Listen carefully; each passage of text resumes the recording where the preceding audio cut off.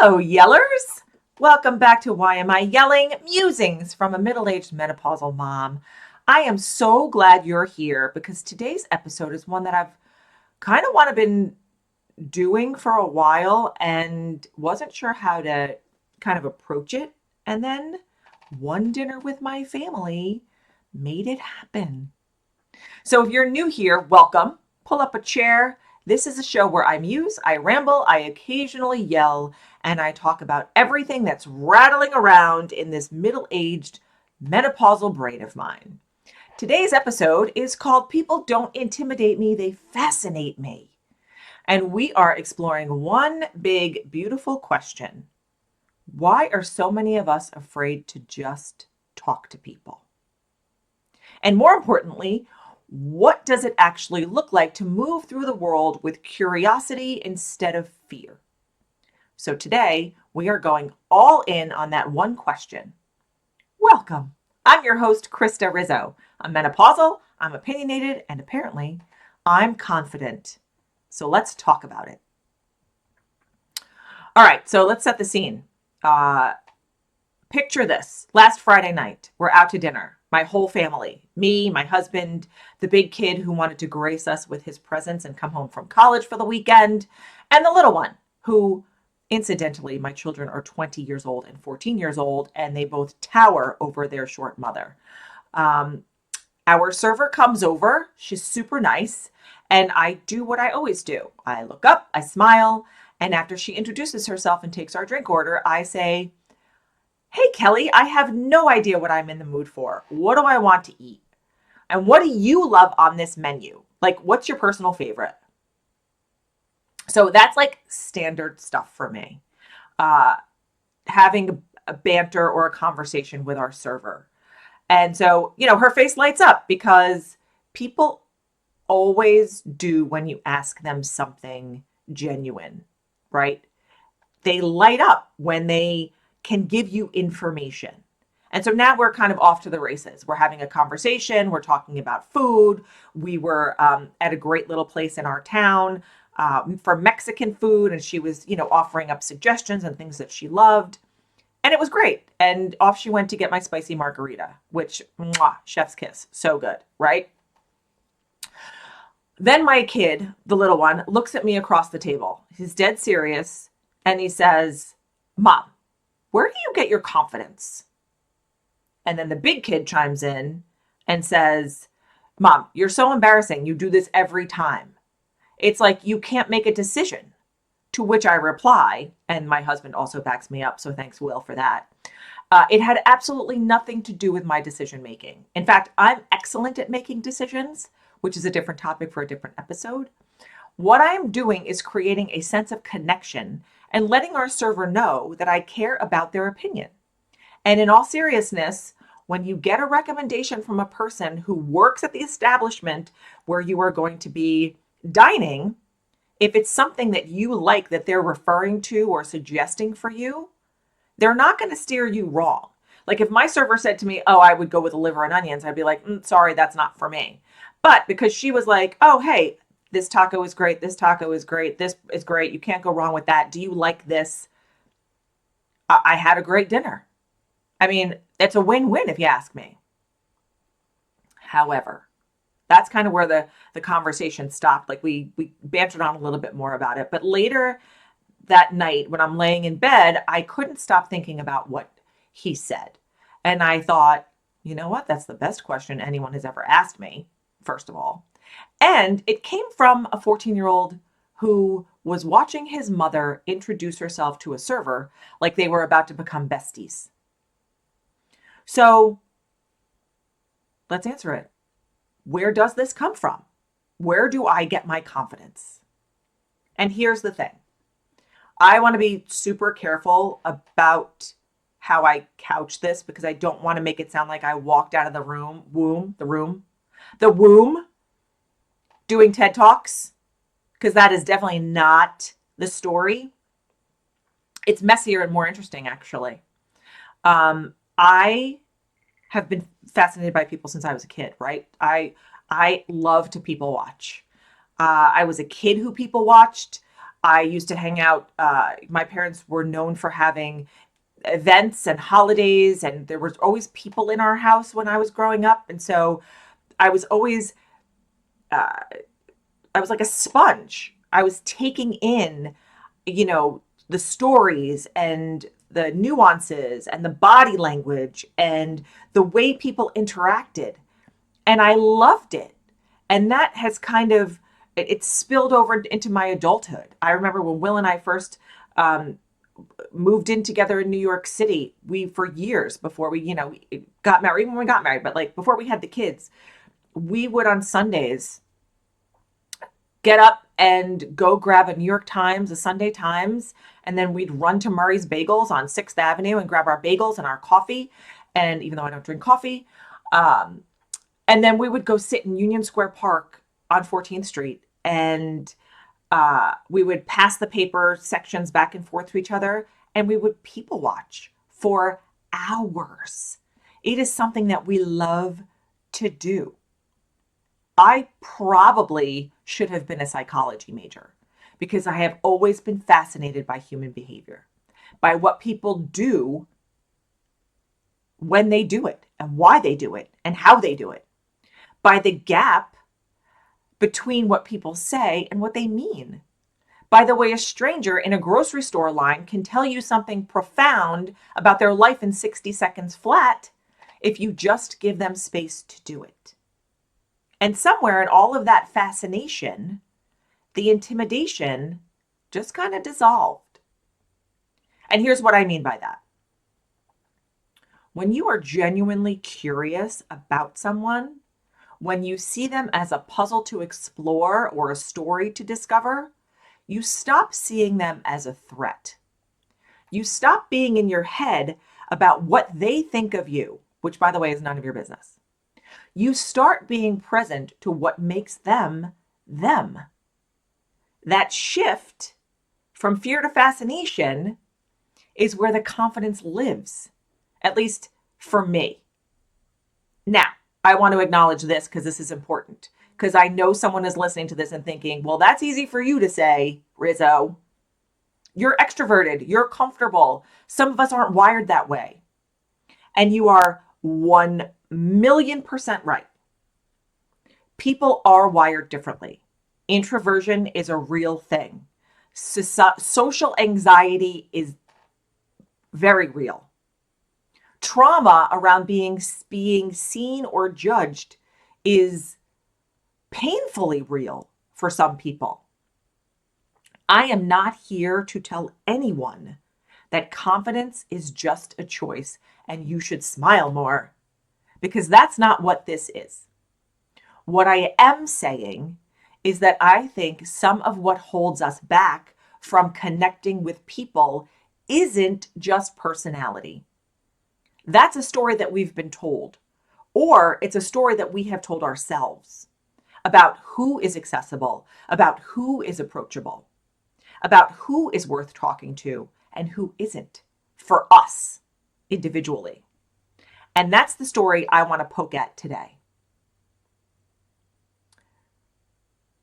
We all put our pants on one leg at a time. Can we talk about that saying for a second? We all put our pants on one leg at a time. I love that saying. I have loved it my whole life. I heard it, I don't know where, but I was very, very young when I heard it. And that has become a great equalizer for me. It doesn't matter if you are the CEO of a Fortune 500 company, a Grammy-winning artist, the most beautiful person in any room, the smartest person in your field, the most intimidating presence you have ever encountered. Every single morning, you are sitting on the edge of your bed, putting your pants on one leg at a time. You have a body that gets hungry. You have a heart that gets hurt. You have days where you don't know what you're doing. You have insecurities. You have fears. You have a weird thing you do when you're nervous that you hope nobody notices that you do it.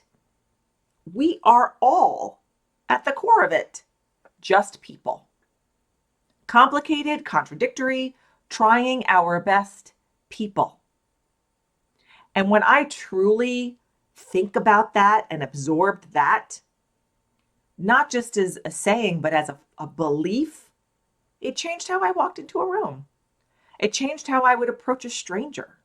It changed everything. I started seeing the server at the restaurant as not someone performing a role, but as a human being who has a whole life outside of this dining room that we're sitting in right now, who has a favorite dish on that menu for a reason, who might be working two jobs, who might be in school, who might just be having a really rough day, and my smile and my question and our interaction might be the best thing that happens to them all shift. Or not. Or maybe they're fine, and maybe it's just a quick interaction for them. But here's the thing. I don't do it to make an impact. I do it because I am genuinely interested. And that energy, people feel it. Because genuine curiosity looks completely different from performance. People can feel the difference between someone who is being warm because they want something and someone who's being warm because they're actually interested in you. I introduce myself at restaurants not because I took a customer service course, although I am an expert in client success and customer service, and I teach a course like that.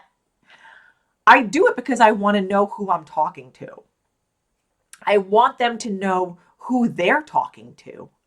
I want the interaction to be between two people, not just a customer and a server. Is it a little extra? Probably. Do I care? Not at all.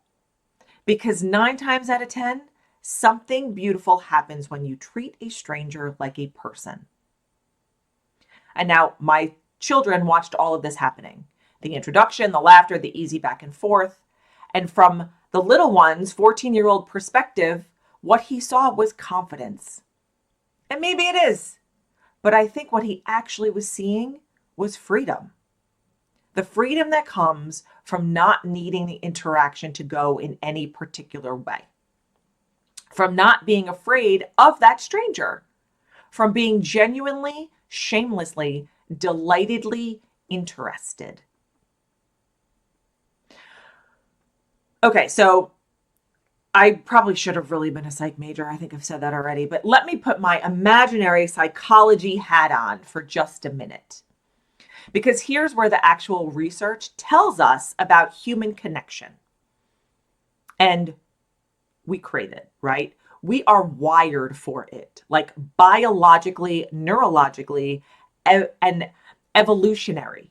We are built to connect with other people. There's this concept in psychology called co-regulation. The idea that our nervous systems literally calm each other down. So when you're in the presence of a calm, warm, genuine person, your nervous system responds to that. You feel safer and you open up. That's part of what's happening when I interact with a stranger with genuine warmth. I'm not just being friendly. On a psychological level, I may actually be helping their nervous system settle. And it goes the opposite way too. When I approach somebody with openness and they respond in kind, even for a second, my nervous system gets a little hit of oxytocin. That's the connection hormone, the belonging chemical. And that's why small interactions with strangers, what researchers call weak tie connections, are actually really important for our well-being. There's a researcher named Nicholas Christakis who has written extensively about how our social networks shape our health, our mood, and our longevity. The brief conversation with the barista, the smile and nod at an elevator, the chat with the server who you actually find out their names and their favorite item on the menu. These things are not small. These things are part of the fabric of being a human being. And here's what gets me. We have largely been trained out of this, especially in the last several years. Global pandemic, the loneliness epidemic, or whatever we're calling it. Phones are in our faces, earbuds are in our ears, our eyes are down, we're not looking up, we're not catching people as we're walking across the street. Don't make it weird. Don't bother people. Don't be too much. Those are all things that we have conjured up in our heads because society has made it like that for us. I want to push back on that gently but firmly because I do think that we are lonelier than ever as a culture. And I think part of that remedy is exactly this. It's the willingness to be present with the person in front of you, even for 60 seconds, even if you never see them again. People are not an inconvenience. People are the point. How about that for a thought? So let's redefine confidence, right? Let's come back to the little guy's question one more time, because I've been thinking about that since dinner on Friday and now it's Wednesday, and I want to try to put that into words more clearly. When most people think about confidence, they think about the absence of self-doubt. Like confident people don't get nervous. Confident people walk into rooms and own them. Confident people don't have bad hair days. My roots need to be done. Or say the wrong thing or care what others think. And that's not it. That's not confidence. That's a character in a movie, actually. Real confidence, in my experience, is not the absence of vulnerability. It is the willingness to be vulnerable anyway. When I walk up to a stranger and introduce myself, there is a chance, a genuine chance, that they look at me like I have three heads. There is a chance that the interaction is awkward. There is a chance that they are not interested in chatting and they'd like me to just order my food and leave them be. And I'm okay with that. I'm okay with it not going perfectly because my worth is not determined by whether this stranger thinks I'm delightful. Delightful. That is the confidence, not the certainty that it will go well. The okayness it's the okayness with the possibility that it won't go well. And I think that's something you build over time, over many interactions, over many small risks, over many moments of choosing curiosity over self-protection. Okay, here's a confession. I wasn't always like this. I mean, I've always been loud and a little bit more extroverted than introverted. But in my 20s, I was definitely more self-conscious.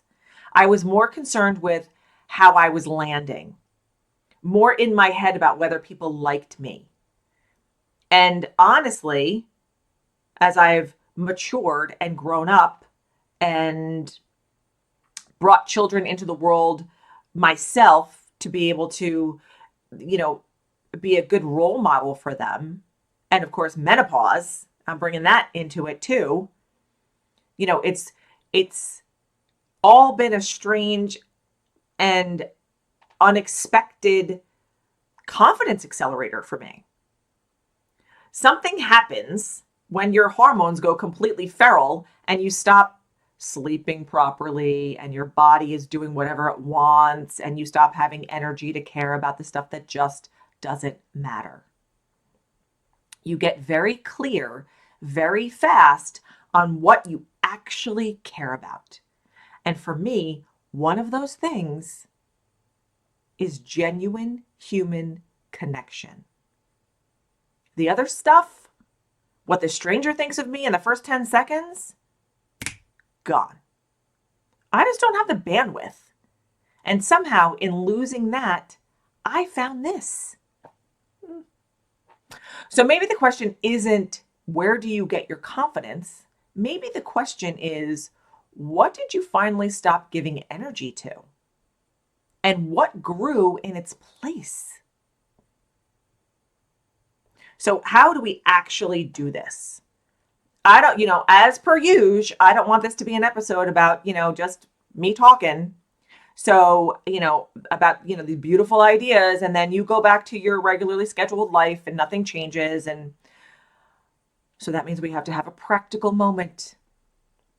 So here we go. Here's a practical moment. If you want to start moving through the world with a little more curiosity and a little less intimidation, here is how I would start. Number one, start small and stay genuine. You don't have to introduce yourself to every surfer you meet. Start with just making eye contact. Actual warm human eye contact. Not the kind where you're looking through someone, the kind where you're looking at them. That alone changes an interaction. Don't be looking down at your menu ordering. Look at them in the face. They deserve that.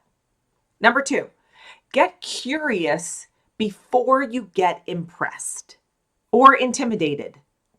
When you find yourself in the presence of someone who feels quote unquote out of your league, meaning more successful, more beautiful, more powerful, blah, blah, ask yourself, what do I actually wonder about this person?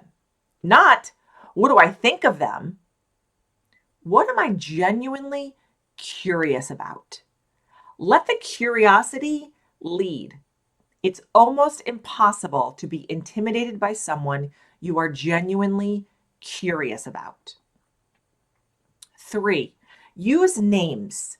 When someone tells you their name, use it.